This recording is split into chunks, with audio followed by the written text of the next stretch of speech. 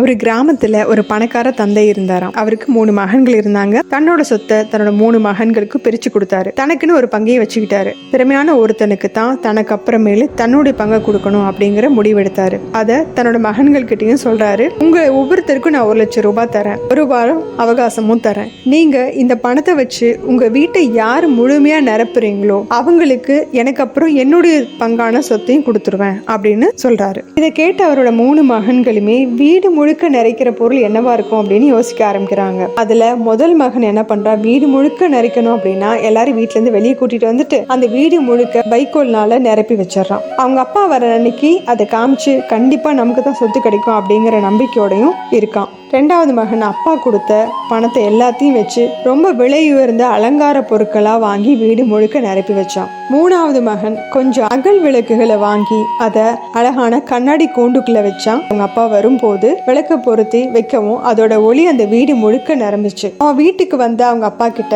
நான் இந்த வீட்டை இந்த ஒளியால முழுமையா நிரப்பி இருக்கேன், இந்த விளக்குல இருந்து வரக்கூடிய ஒளி இந்த வீடு முழுக்க இப்ப நிறைஞ்சிருக்குப்பா அப்படின்னு சொல்லிட்டு, இதுக்கான செலவு எனக்கு ரொம்ப கம்மி தான், மிச்சமான பணத்தை நீங்களே வச்சுக்கோங்க அப்படின்னு அவர் கையில மிச்சம் இருக்கிற பணத்தை கொடுத்துட்றான். இதை பார்த்து மன நிறைவான அவரு தன்னுடைய மகன்களே இவன் தான் சொன்னதோட முழு அர்த்தத்தை புரிஞ்சுக்கிட்டான் அப்படிங்கறத தெரிஞ்சு சந்தோஷப்பட்டு அவனுக்கு தன்னுடைய பங்கான சொத்தை எழுதி வைக்கிறாரு.